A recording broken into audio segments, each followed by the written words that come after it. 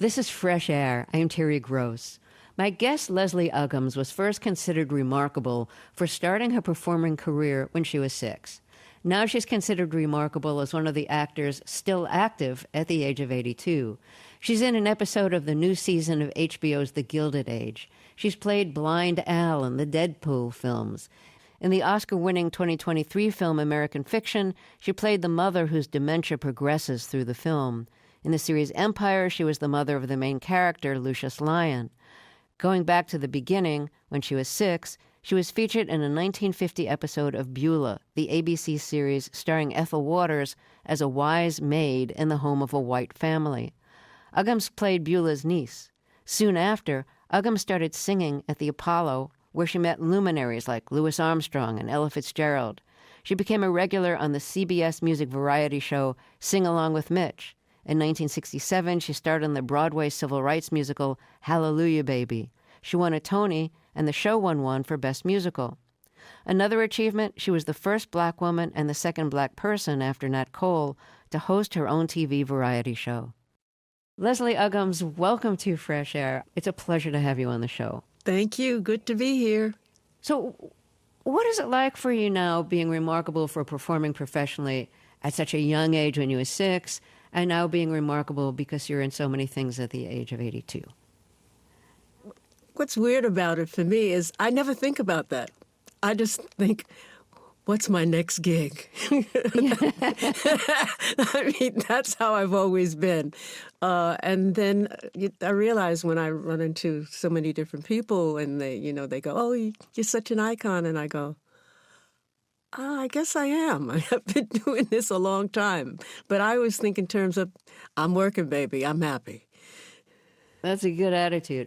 I have to say, in Deadpool, it is so surprising to hear you use expletives and synonyms for cocaine. How did they think of you for that? What made them think, Leslie Uggams will be perfect for this? Well, the funniest thing about it is that I happened to be in Florida doing MAME, and my agent called me and said, I have an audition for you for a movie. So I got the script, and I read it, and I didn't understand what the heck was going on. All I knew is that she kept falling a lot. Oh, you didn't know she was blind? Had no idea. I mean, when you do these kind of superhero kind of things, everything's encrypted because it's also hush-hush that you don't know until the last minute yourself what the heck is going on. And so I had to figure it all out myself. Luckily, I figured it right because when I finished filming the first one, Ryan came to me. He said, oh, I just love you, he said. And you had such energy when you did the audition. And I thought to myself, I had no idea what I was doing. Did it feel good to use a lot of expletives? Well, it's a character. It's not me. I'm not a toilet mouth kind of person. I haven't heard that expression in a long time, toilet mouth. So, I mean, it's the character. And, of course, she has a lot to cuss about because she can't say anything. And she's kind of ticked off about the whole thing. But I think what really got me the part is my interview with the first director, Tim Miller, who we sat down and we talked and everything. And he was asking me about my background. And in talking to him, I said a word, and he looked at me and said, oh, I love the way you say that word. And the next thing I know, I was doing a screen test, and the next thing I know, I was in the movie. So you're about to be in The Gilded Age in episode 7. Yes. And this is the HBO series about the culture clash between people with old money and people with new money, and where prosperous black people fit in or don't fit into that culture. Can you tell us something about your character? Or is that hush-hush? She is a busybody. She likes to stir the pot, which she does. Okay. Do you know what was happening in your family during the period the Gilded Age is set, which is the late 1800s? Well, I know from my grandmother, on my mother's side, her mother, there were 10 children. They were all fathered by the plantation owner. the plantation owner built a house on his property for the 10 children, which my grandmother was one of them. And they were highly educated. They looked like white people. And they all were doctors, dentists, teachers, principals. And when my grandmother used to visit me, and my mother and father, nobody in my neighborhood realized that I was walking with my grandmother because she looked like a white woman. So it was, what I love about the new storyline is that there was the dark-skinned situation, and then there was the high yellow, that they would call them when my mother was a kid, situation. And they're addressing that in Gilded Age, which is wonderful because there is the storyline is right on the mark when it comes to who came from slaves, who was highly educated and had mixed blood. So it's a good season. It's a good season. So you must have really related when you played Kizzy in Roots, because when she is sold to a different plantation owner, played by Chuck Connors, he comes into her cabin frequently and rapes her, and her son is his son. So did you already know about your family history when you played that role? Well, it's very interesting. They didn't talk about a lot. They talked about the stuff that they had. They being your family? The family, but they never talked about those situations of being raped or anything like that because they were educated on the plantation. They had teachers and stuff to teach them there, so they didn't have that. But I could relate to what was going on in that story very much because you don't have any say-so in anything. And first of all, to be torn away from your family is quite something, I find it hard today when I see what's going on here in our beautiful America, and all of a sudden you've got people being torn away from their family. The pain of that, all I can say that when I played that part, it was very easy to play that scene because you thought, well, she's got Missy. That's her best friend. Missy, who was breaking the rules and taught her how to read. And then because she taught her how to read, she helps the boyfriend on the plantation get this pass. And then he gets caught and then everything comes out. But she's going to protect me. And I found out not only was she not going to protect me, she was ticked off because I did this. And so to punish me, she just said to her uncle, go ahead, let her go. She was a white girl who you thought of, Kizzy thought of as her best friend. Yeah. But she was from the slave holder's family and wanted, when she returns to the plantation, she wants Kizzy to be her personal slave, and how wonderful it'll be for, for like Kizzy to be her personal slave and move away from her family to this other plantation. So you've said that if you knew about that scene when you accepted the role, you might not have taken it because playing that scene where you're taken away by the new plantation owner, that it was so horrible. Talk about why it had such an impact on you that you wouldn't have even taken the role. Well, first of all, thank God I knew Sandy Duncan. We had been friends before because otherwise I never would have spoken to her again. Sandy Duncan played the Missy, white girl who wanted to have you as her personal slave. Yes. And I remember when we finished the scene, there was such a hush. I was still hysterical from it and everything. And because you had to be hysterical when they were taking your character away. Yeah. And what happened was nobody wanted to talk to Sandy because they were just horrified, and they kind of looked at her with different eyes. And she'll tell you she's sorry that she ever did that part because that scene was just horrifying, and she turned out. Yeah, she's watching you and doesn't intervene at all. Yeah, she's looking out the window and just watching. the whole thing. It was tough. Thank God I didn't have to shoot anymore for the rest of the day because I wouldn't have been able to. I came home and my husband looked at me and said, "Okay, you've had a rough day." And I had a glass of wine and got in the bathtub and just tried to get my thoughts together. And then later on, I called my mother and said, "How could this happen?" And, had a conversation with her, and she said that's the way things were back in Grandma's day, and we talked about it, but it was rough. So you had a remarkable childhood. Let's start with your aunt, Eloise Uggams. She was a dancer at the Cotton Club. No. My mother was a dancer at the Cotton Club. Oh, your mother was a dancer at the Yes. Cotton Club? She didn't last long because she said they didn't pay enough money, and she wasn't Lena Horne. Well, yes. And only Lena Horne was Lena Horne. Yes. And my Aunt Eloise, though, was a wonderful, beautiful singer on Broadway. She did shows like St. Louis Woman with Pearl Bailey, and she was in Porgy and Bess. And she traveled all over the world doing Porgy and Bess. She was also in the USO. She did a lot of things, but she was the one that introduced me to a lot of classical music when I was a kid. So like having a career as a performer was something that was within reach because you'd seen it in your own family. Kind of, sort of.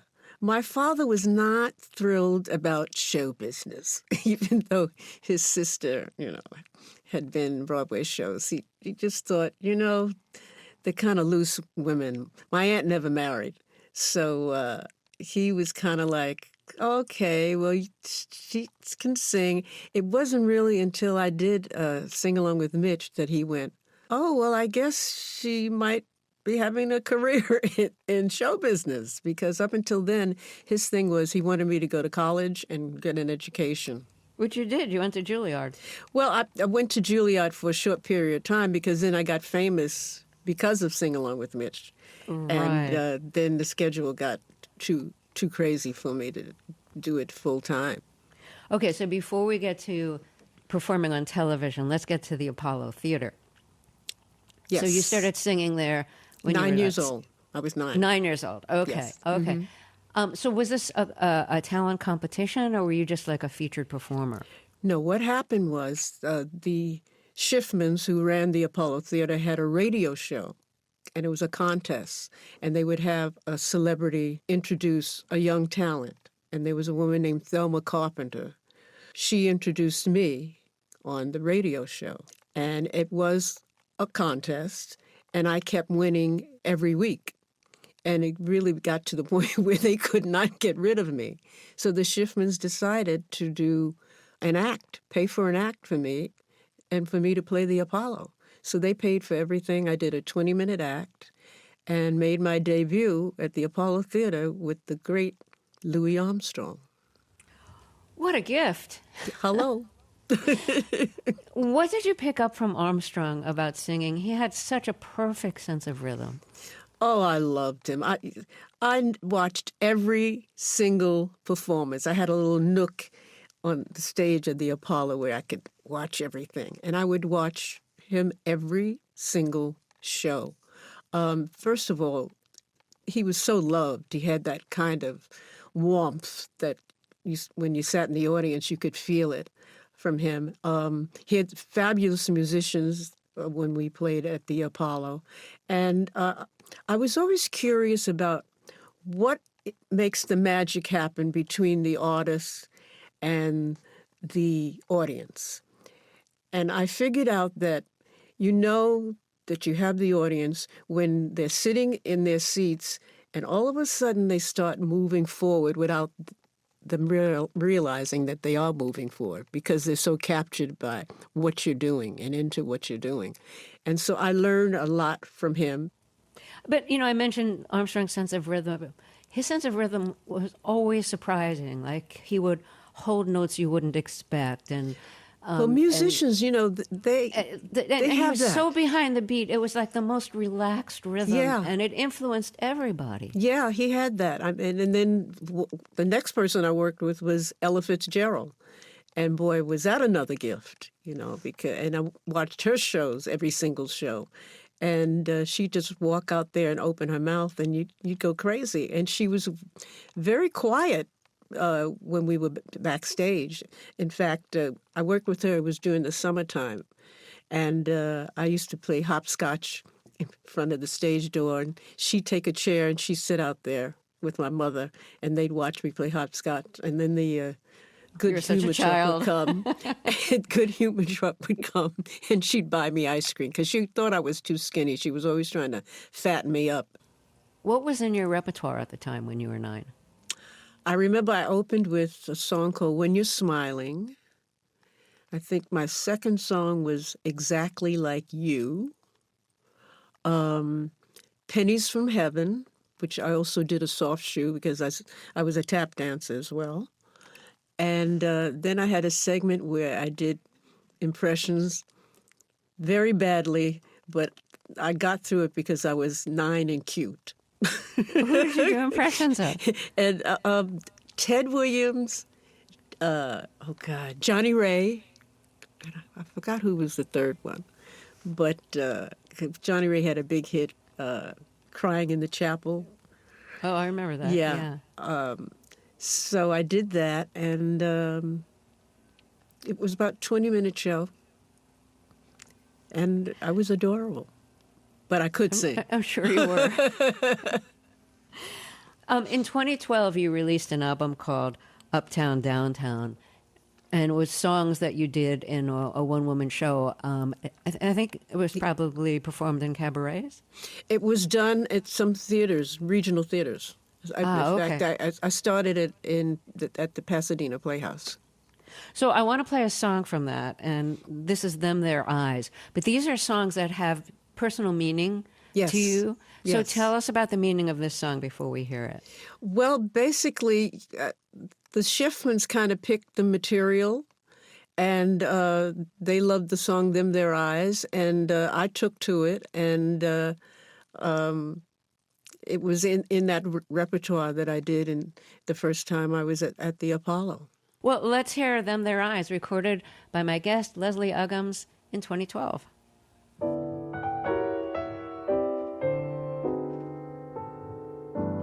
I was just minding my business. Life was a beautiful song. I didn't have a care, no worry. Then you had to come along.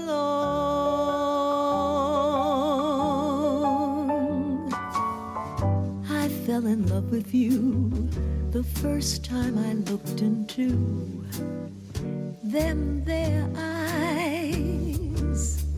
You've got a certain little cute way of flirting with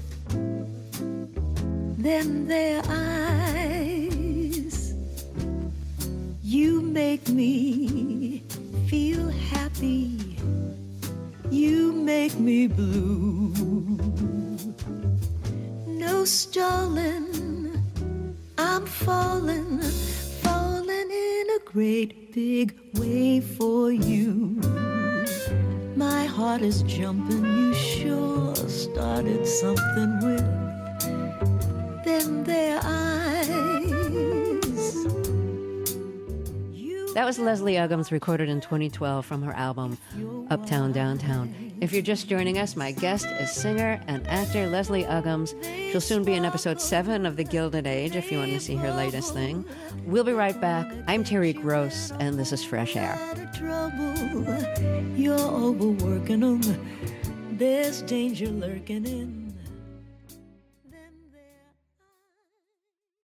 This is Fresh Air. I'm Terry Gross. Let's get back to my interview with singer and actor Leslie Uggams. She started her career at age 6 on an episode of Beulah, which starred Ethel Waters as a maid working for a white family. At around the same time, she started singing at the Apollo. She went on to be a regular on the TV music variety show Sing Along with Mitch. She recorded over 10 albums, starred in the 1967 civil rights Broadway musical Hallelujah Baby, became the second black person and first black woman to host a TV variety show, co-starred in the groundbreaking TV series Roots. More recently, in the series Empire, she played the mother of the main character, Lucius. She played the main character's mother in the film American Fiction. She played Blind Al, who hurls insults and expletives in Deadpool movies, and she'll soon be in episode 7 of HBO's The Gilded Age. So I want to talk with you about Beulah, which starred Ethel Waters as a very wise, super competent maid and cook in the home of a white family. The Hendersons. Yes. And I love Ethel Waters' jazz recordings from the 30s. And in Beulah, you can see episodes of Beulah on the internet now. And it's kind of fascinating as a piece of history. And I have to say, Ethel Waters carries herself with such dignity. And I imagine she was that way in real life. And I'm wondering what you learned from working with her and talking with her. She was extraordinary. And she really took a liking to my mother and I. And whenever she would do what they call a soiree, a private musical night, she would invite my mother and I, and we would always go. And I learned so much just watching her. But when I did her show, they wanted my hair to be in pickaninny braids.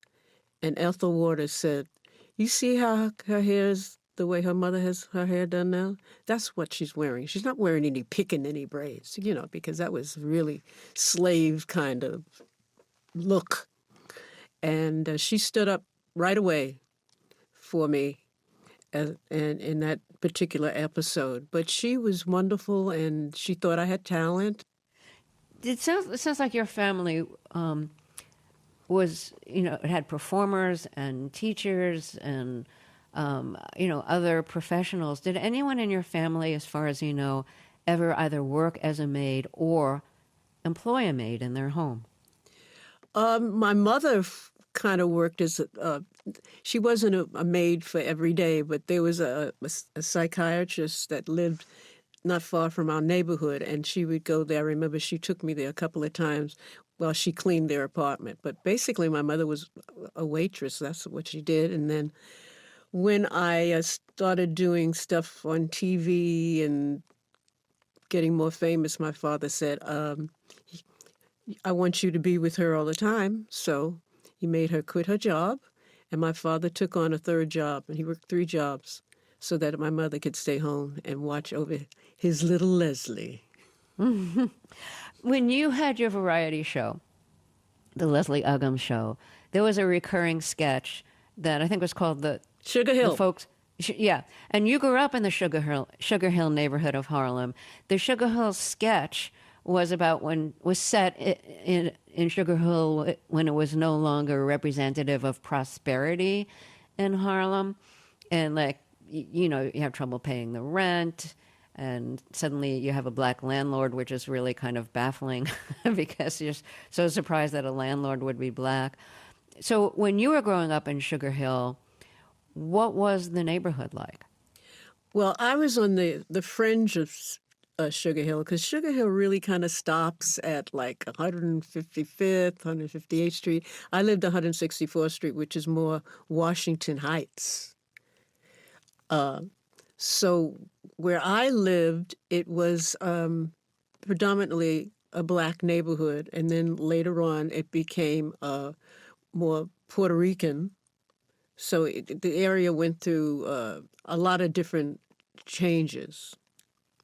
But, it was a great neighborhood. A lot of hardworking families lived in the neighborhood, 9-to-5 people that doing the jobs that they could do. Also a lot of stay-at-home moms as well. It was an interesting neighborhood because around the corner from me, Frankie Lyman, who became Frankie Lyman and the Teenagers. So there was a lot of music. A lot of us would stay outside our buildings and just sing. We had one neighbor, she didn't appreciate it, and she'd get a pot of water and pour it out the window to stop us from singing. Did you sing with Frankie Lyman? Frankie Lyman, listen, we used to hang out 165th Street, and we'd all sing. There's a lot of music in my neighborhood, always a lot of music. Frankie Lyman was like this teenage star who had like a falsetto voice, Yes. a beautiful voice. Yes. He influenced a lot of women singers. And he had the big hit, Why Do Fools Fall Why do in fools Love? fall in love? So, I'm wondering if like class was really confusing to you when you were young. Because on the one hand, you have relatives. Your aunt was, in show business, had a very successful career. There were professionals in your family, like doctors and teachers, as we've said. Was economic class confusing to you since you traveled through two different worlds? Well, it wasn't confusing. I just realized that, some people were living a better life, and this was my goal, to live a better life. One of my best friends at school at PCS, we used to hang out all the time, and she lived on Central Park West in this building where the elevator opened up into her living room, and I was like, oh my gosh, I think I would like something like this. And I didn't see any cockroaches as well. And I'm like, this is the life. How do I get to have this? Were you plagued by cockroaches? Oh, God, yes. Are you kidding? They were pets. It was their apartment. We only lived there. But so I didn't move out of my neighborhood till I was 18. And that was because of Sing Along with Mitch. And I got popular, and we could afford to move. And that changed my life as far as, oh, wow, this is great. I like living like this. But up to then, we walked up 3 flights of steps, and there was no elevator, and there was no air conditioning. You opened the window when you wanted air. If you're lucky, you had screens. And so, yes, I was very aware of the different life I was living. But I'll have to tell you a funny story. In the school was also Mary Martin's daughter, Hella Holiday, and she and I became best friends. And she had this chaperone that was always with her, and we got to be very close. And so I had been invited to her place. Her parents stayed at one of the hotels, very big hotels in New York at the time, because Mary Martin was always doing a musical on Broadway.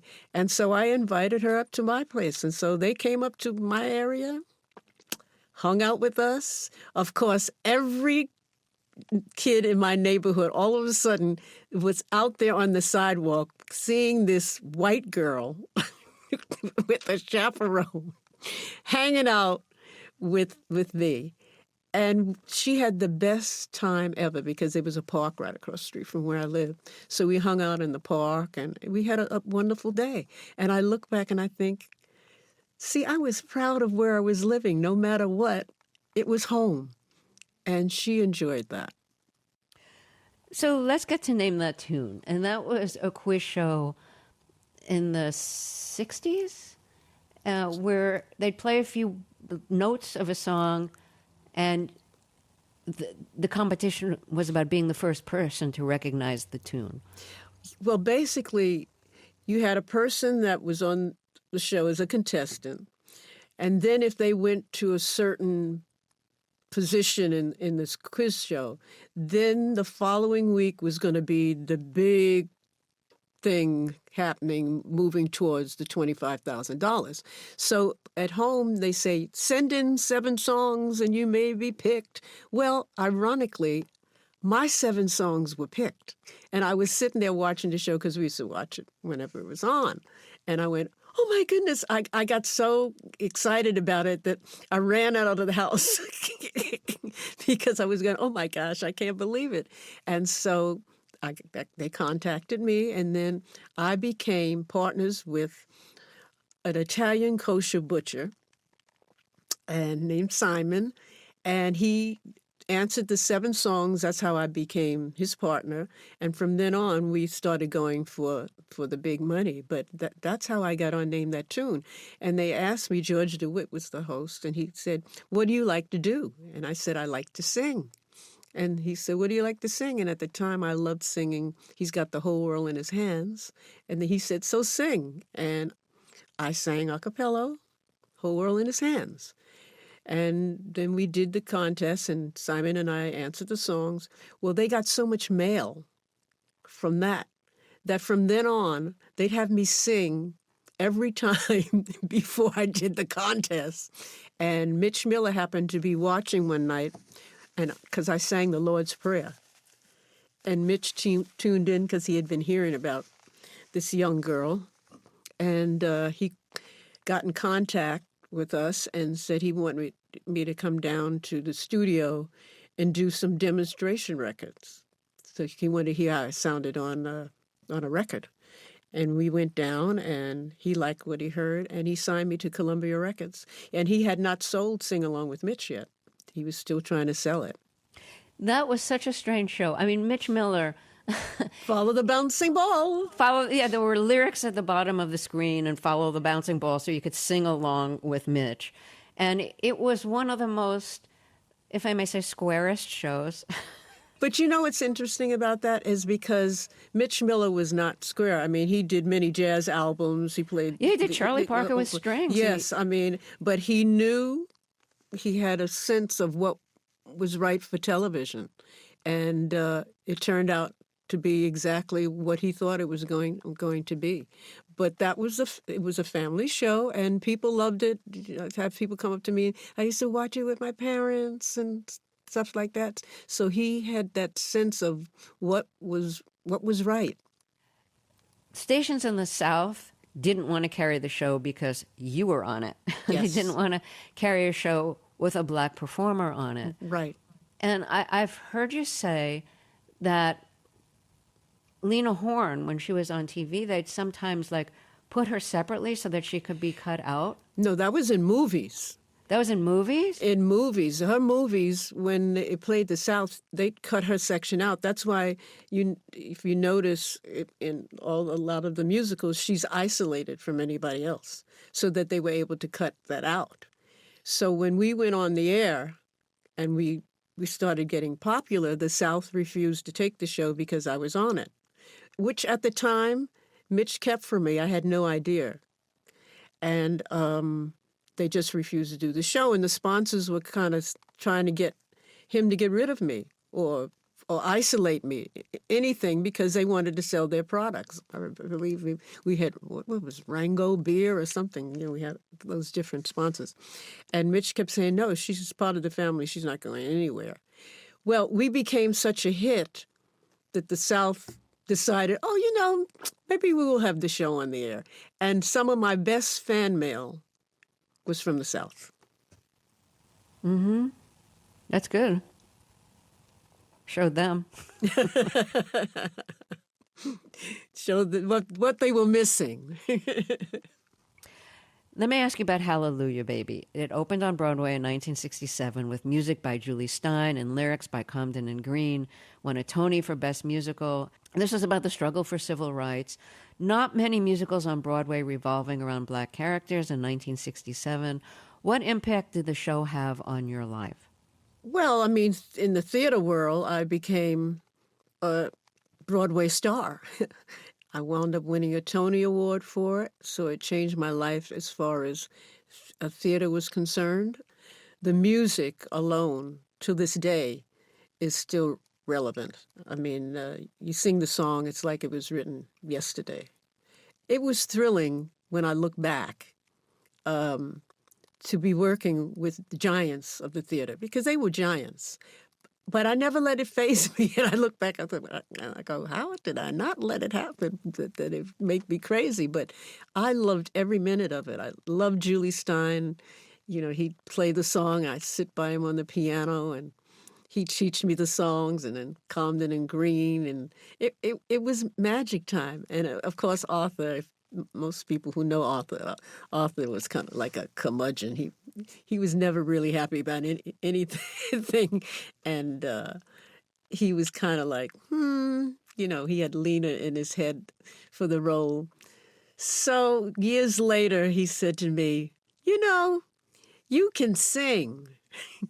Yeah, and Arthur Lawrence also wrote the book for West Side Story. Yes. And Gypsy, as you mentioned. Yes, one of the great Yeah. musicals, Gypsy. Yeah. So I'm going to play, if it's okay with you, my favorite song from Okay. Hallelujah Baby, and that's Talking to Yourself. And Yes. you sound beautiful on this, and I love the arrangement behind you. Yes. So let's hear it. And we're going to hear your part. Talking to yourself. Don't stand here talking to yourself. The one you love is standing there. So don't delay it. Say it. Tell him how you miss his voice. His angry moods, his sudden smile. How you've been lonely all the while and tired of talking to yourself. Talking to yourself.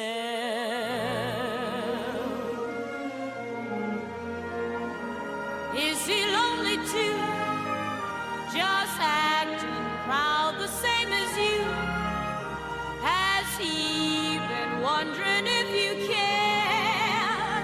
Don't let him doubt it. Shout it. Yes, it's time you spoke. Don't let your chance go up in smoke. Just take the plunge and go for broke. Or wind up by yourself.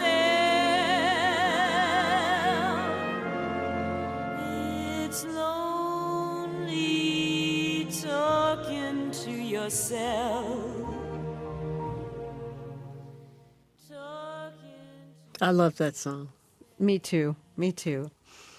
So moving on in your career, you had a variety show, the Leslie Uggams Show, starting in 1969. And your show replaced the Smothers Brothers show. The Smothers Brothers show was canceled because of how controversial it was. Pete Seeger sang an anti-Vietnam War song on it. And there's a lot of counterculture comedy on it. And the network was not ready for that. So your show comes along, and I think it's like your opening episode. Your guest star is Sly and the Family Stone. So, Yes, I maneuvered that. that was you who maneuvered that? Oh yeah. CBS didn't know what hit them. I can imagine. Why did you choose Sly? Because I was a big fan of Sly and the Family Stone. My husband and I had seen them in Vegas when I was playing at one of the hotels down there, and we went to a place after the show and to go dancing, and there was Sly and the Family Stone, and we went, whoa, they're fabulous. And then shortly after that, they had, start having hit records. And so they were like at the top of my list because that was the music that was happening. And it was Black artists who were doing it. And it was called the Leslie Uggams Show. So we're going to have some Black people on the show besides just me. We became successful more than they thought it was going to be, but they had no plans for me to stay having this show. But we had 10 weeks of great times, great times. What year did you get married?